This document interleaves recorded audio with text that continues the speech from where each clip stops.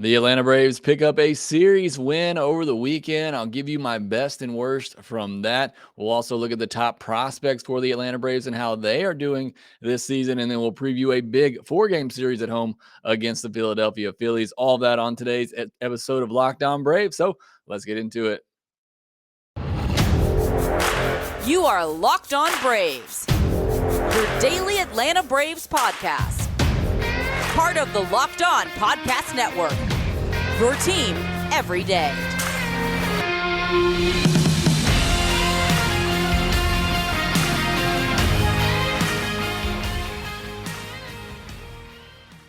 Hey, and welcome back to Locked On Braves, part of Locked On Sports Atlanta, where we are covering your favorite Atlanta sports teams each and every day. Make sure you subscribe to Locked On Sports Atlanta on YouTube, where you can watch the postcast for me and Grant McCauley after just about every Atlanta Braves game. And for me, I am your host, Jake Mastroianni. You can follow me on Twitter at shortstopball. Check out my bio there to see where I am covering the game of baseball, including your Atlanta Braves in written form over at tomahawktake.com. Also, make sure you follow the podcast on Twitter at LockedOn_Braves and subscribe to the Locked On Braves podcast wherever you get your podcasts. And thanks for making Locked On Braves your first listen each and every day.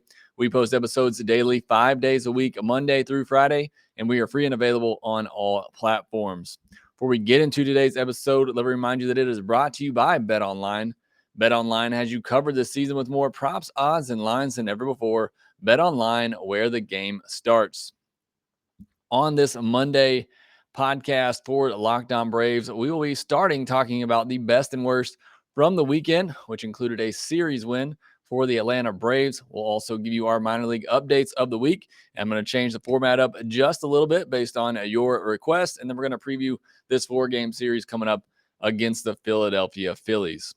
But let's start with this weekend's series against the Miami Marlins. And we'll start with our best from the weekend since it was a good weekend.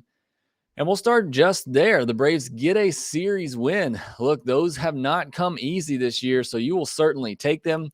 Obviously, you would have loved to sweep, and they had an opportunity, but you'll take every series win that you can get right now. They start winning series and doing that regularly. Then I think this team will be just fine, but have to start doing that now. And they took care of business on the road and got a series win over the Marlins. A very close series, all 3 games separated by a total of 4 runs.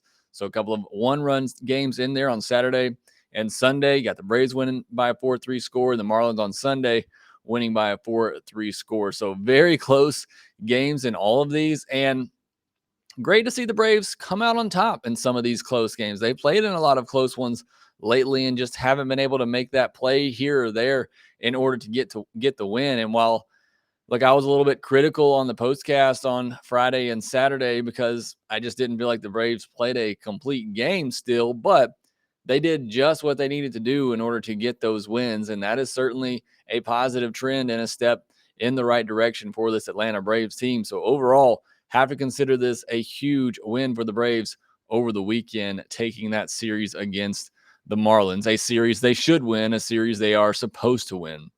Going into some player performances, my best of the weekend. Who else but Ronald Acuna Jr.? You know he loves playing against the Marlins. Played all 3 games at DH, not wanting to put him back out there on that synthetic turf where he hurt the ACL last year. Can understand that. But he was able to play in all 3 games at the DH position, which is great. Look, I was never a huge proponent for the DH coming to the National League, but I'm all for it now if it means Ronald Acuna Jr. gets to play more, and he certainly is benefiting from that right now. 5 hits and 3 walks on the weekend, 2 doubles, 2 stolen bases. This should probably go in part of my worst of the weekend, but he got on base 8 times and he scored just 2 times. That cannot be happening. And you look at Sunday as an example, a leadoff double, Matt Olson gets him over to third, and the Braves can't get him in. Look, when he gets on base, especially when he leads off the inning with a double, that needs to result in a run. And I feel like he's getting on base a ton, and he's not coming home to score. That needs to change quickly. Part of that due, obviously, to the middle of the order not hitting as well right now. But when Ronald gets on base, he needs to come around and score, especially when he gets on base 8 times in a weekend and only scores twice. That's just not a good ratio there. So again, I'm kind of throwing one of my worst in there already, but my best is certainly Ronald Acuna Jr. and his continued level of play. Next on my best of the weekend is Marcelo Zuna. Look, he seems to be making more consistent hard contact right now. Had a stretch of hitting home runs in 3 consecutive games there, including the Friday night game in this Marlins series. He had a hit in all 3 games over the weekend, again, including a big home run on Friday. He did get caught stealing on Sunday. I'm mixing in some of my worst with my best in here. Got caught stealing on Sunday. I feel like he's been trying to run a lot lately, and I don't know why. I guess he thinks the other team is sleeping on him. That's a bit of a questionable decision, especially because if he had any speed at all, he would have already been on second in that case. It was kind of a weak hit ball, but it was going into the corner. Avisail Garcia, not the fleetest of foot. I thought it was a double off the bat, and he barely was rounding first base by the time Avisail Garcia got to it. So a little bit questionable there on the caught stealing by Ozuna. I do like to see the Braves being a little bit more aggressive on the base pass, and I like to see Ozuna making hard contact, and he has been doing that much more lately. Ozzy Albies as well had a good weekend, 4 hits overall, including a double, so nice to see him picking up some hits here and there, starting to get him going a little bit as well. The catching duo for the Atlanta Braves, a huge positive right now, and definitely one of my best of the weekend. Travis Darneau had 3 hits and a walk in the 2 games that he played, and Contreras only played in 1 game, but he made it worth it. 2 solo home runs and a walk in Saturday's game. He was the star offensively on Saturday. The 2 catchers combined to score 4 runs and drive in 3 runs on the weekend. So the catching duo for the Atlanta Braves right now getting the job done. One of my other best of the weekend. I have a lot of good ones, and that's obviously going to happen when you win a series. But I look, if you listen to the postcast, I was a little bit down on the Braves, not down on them, but just a little harsh in the way they won some of these games. I thought they could have been better. There's still a lot that the Braves really did good over the weekend, including the defense. Another great week by the defense. Look, the infield in particular had that little hiccup in the Padres series. They've been great this past week since then. Specifically Dansby and Austin Reilly. And I know Reilly's been struggling at the plate. We'll get into that here in a second, but he has been excellent over there defensively at third base, made some incredible plays in this game. Barehanded play on Sunday, a really good play there. He's been great. And Dansby Swanson is just on another level defensively right now. He made a play in Saturday's game. Grant McCauley said it might be the best play of the year, or the best play that you'll see from Dansby Swanson. A ball hit up the middle. Like he's deep into the center field grass. He gloves it, 360 spin, throws a dart to first to get the runner. Just an incredible play, but I feel like he's made several of those over the past week or so. So great stuff from the defense. Great stuff from Dansby Swanson, who is on a pace right now, I believe, to win the Gold Glove at shortstop this year, which would just be incredible for him. And with all these games being close, the defense being clutch, making those plays made a huge difference. So good to see the defense back on track this past week. And I wouldn't necessarily consider this a best, but I wanted to at least just mention the pitching. I thought the pitching was okay this weekend. Charlie, Kyle, and Ian, I thought they were all decent. I didn't think any of them were spectacular. Kyle Wright really struggled with his command his first 2 innings and gutted it out and got through 5 innings. Charlie Morton was kind of up and down for me in that outing. I thought Ian Anderson may be on pace to have the best outing of the weekend for a starter, and I think he got left in an inning too long. Snit trying to save the bullpen, try to run him back out there for a 7th inning, might have cost the Braves the game. You don't know how things would have played out otherwise, but certainly thought Snit tried to push the envelope a little bit too much there with Ian Anderson, who otherwise had a pretty solid start. Although leadoff walks, they will come back to bite you. The first 2 runs he gave up, both coming off leadoff walks, and then give up 2 more in that 7th inning as well, which ended up being huge as far as the game went on. But I thought the pitching was okay. Bullpen was good on Friday, not so good on Saturday, and then good again on Sunday, obviously holding it right there, giving the Braves a chance to almost come back in Sunday's game. So I just thought the pitching was okay. Wanted to at least mention that. For my worst of the weekend, Austin Reilly, 0 for 12 on the weekend. He walked once. He did just strike out 3 times. I guess if you're looking for a positive, left 8 runners on base. He continues to struggle right now, and it's really hard to watch, honestly. And he needs to move down in the lineup. I know Snitker's been kind of messing with that a little bit, but he continues to slump.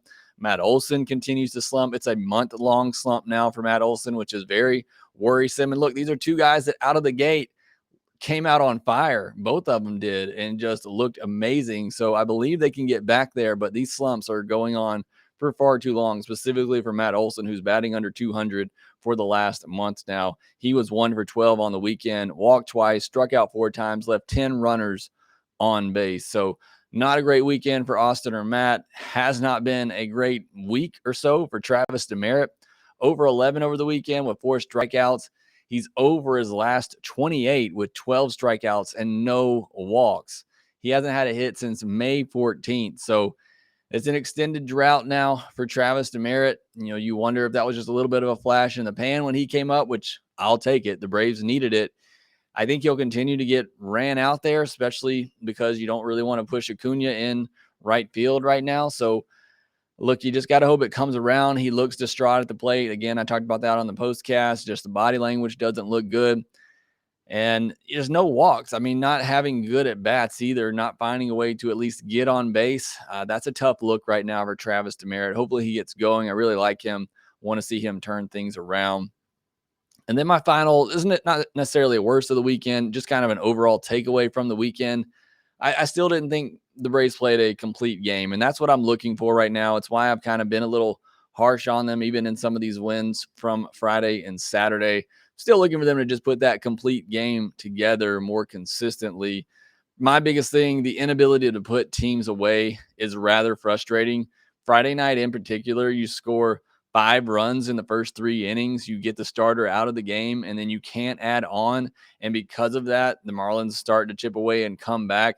And Snitker has to use his best bullpen arms. That was one of my keys going into the weekend.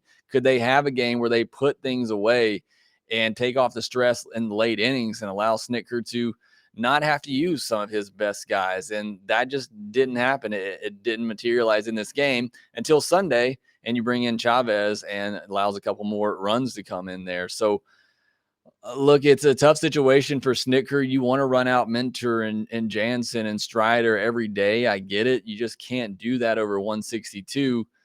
And so I put that on the offense to put some of these games away. They had opportunities on Friday and Saturday to do that and just couldn't. And because of that, it's affecting other games. Had they done that on Friday and Saturday, then Snitker maybe goes to a better bullpen arm in the 7th inning and the Braves stay in that game. So, it affects what happens in the bullpen. It affects what happens the next day. And we saw that in the series. The Braves unable to put those first 2 games away and put them out of reach so that Snitker could let, Jackson Stevens or a Jesse Chavez come in a 4-run, 5-run game to kind of close things out and save his best bullpen arms. But the Braves have played so many close games over the past week or so that those arms are getting taxed right now, and Snitker's trying to avoid them at all costs, and that potentially cost the Braves a game on Sunday. So that's one of my worst of the weekend. It's something that I was looking for going into the weekend. They just weren't able to get it done. 6 for 28 with runners in scoring position, 21 left on base. That's actually an improvement on what we've seen from the Braves offense this year at times. I thought they did a better job putting the ball in play, particularly on Saturday and Sunday. Only 7 strikeouts in those games, going up against a tough starter in Sunday in Sandy Alcantara. They drew 11 walks on the weekend, 4 stolen bases, 2 by Swanson, 2 by Acuna. They also had 2 caught stealing. Like I said, I'm happy to see them being more aggressive, trying to create some offense, putting the ball in play, stealing bases. Those are good signs, in my opinion. Just got to have more of it and got to come up big in situations with runners on base. Those are my best and worst of the weekend. Next, I want to take a look at the top prospects and how they are performing at the minor league level and give you some of the highlights from the past week, and we'll do that next.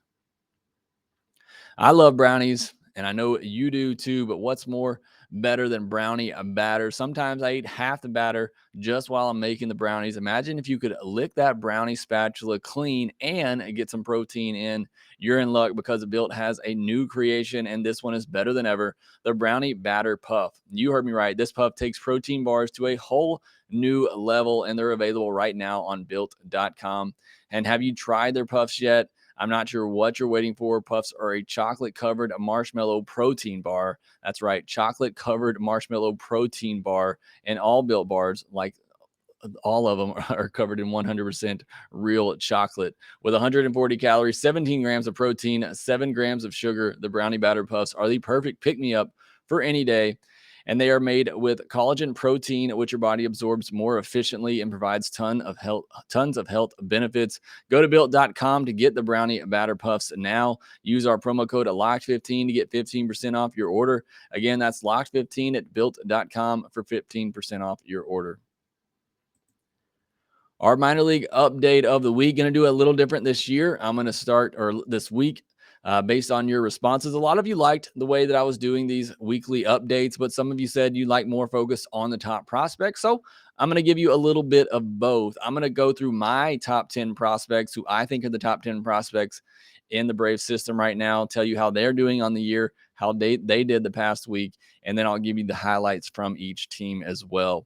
So starting at the top, Michael Harris.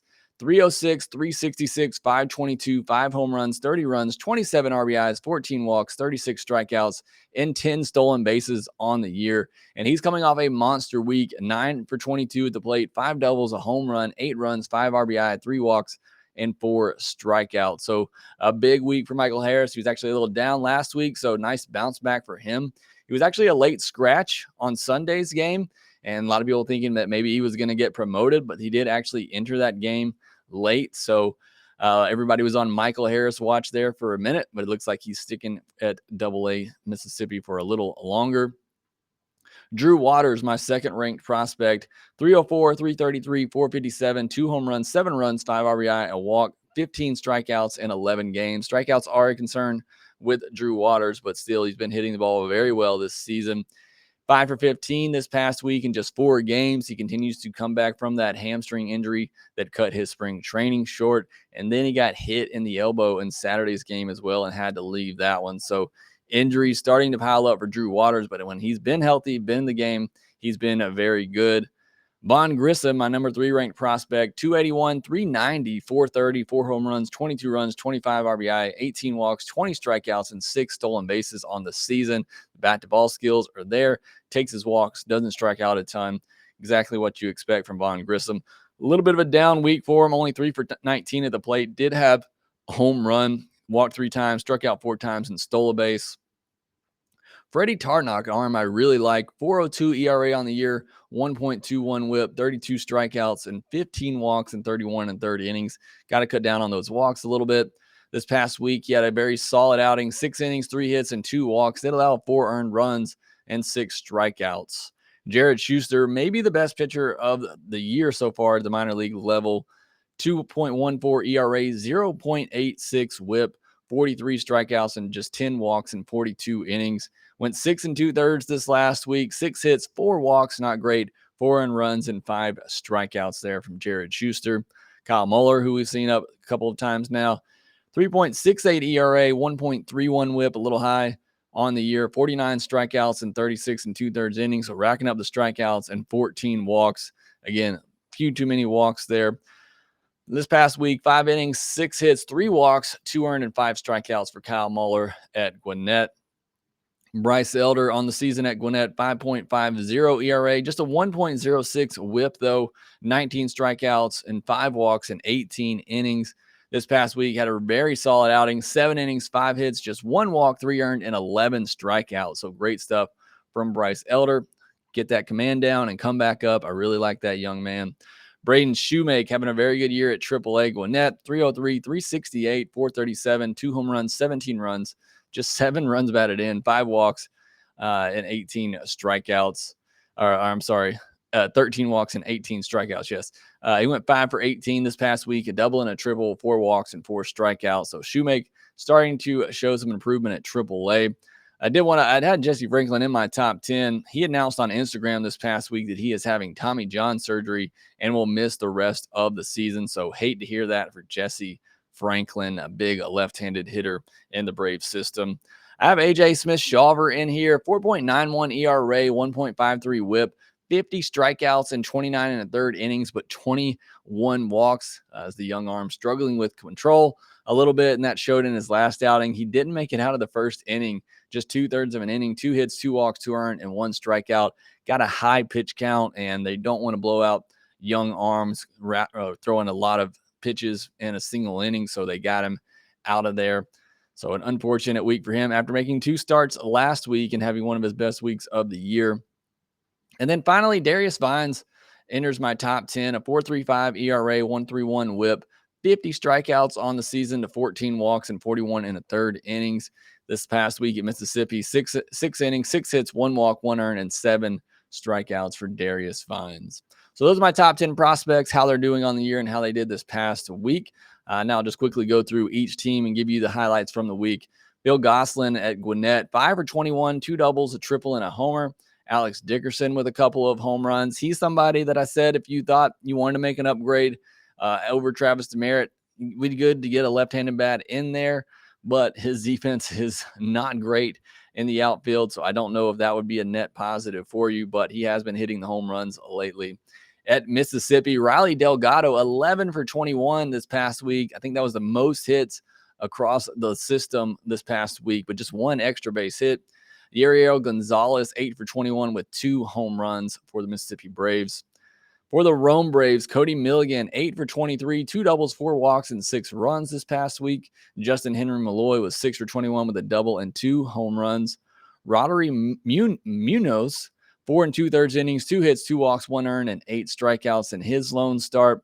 Luis Diavila and Dylan Dodd both had shutout outings this last week and struck out 4. Diavila went 5 innings. Dodd went 6 innings. So some good starts there at Rome.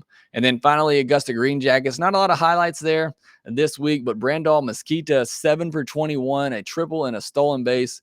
No walks and 10 strikeouts. Not great. I feel like I say his name every week. He's hitting .333 on the year and .864 OPS for the 20-year-old. And I believe I saw Garrett Spain on Twitter say that he has a 30-game on-base streak right now. So he's been getting it done at Augusta. Maybe a name to watch out for. So that's your minor league recap of the week. Hopefully you enjoyed the new way that I'm doing that segment. Let me know your thoughts on it in the comment section. Next, we'll preview the Phillies series. So it's a 4-game series for the Braves and Phillies starting in Atlanta on Monday night. I'll go ahead and give you the pitching matchups, and then I'll break down Mondays a little bit more. It's going to be Zach Wheeler versus Tucker Davidson, Kyle Gibson versus Max Fried, Ranger Suarez versus Charlie Morton, and to be determined versus Kyle Wright. So those are your pitching matchups for this 4-game series. The Phillies have the exact same record as the Braves coming in at 19-22. They had lost 3 in a row in 5 of their last 6 games before walking off the Dodgers on Sunday in extra innings. Scored 1 in the 9th and then 2 in the bottom of the 10th to walk that one off and avoid getting swept. Their offense ranks 10th in runs scored, 7th in home runs, 23rd in walks, and 6th in strikeouts, 5th in stolen bases. They're 5th in average, 7th in on-base percentage, and 5th in slugging. So offense very similar to the Atlanta Braves, rely a lot on the home run ball.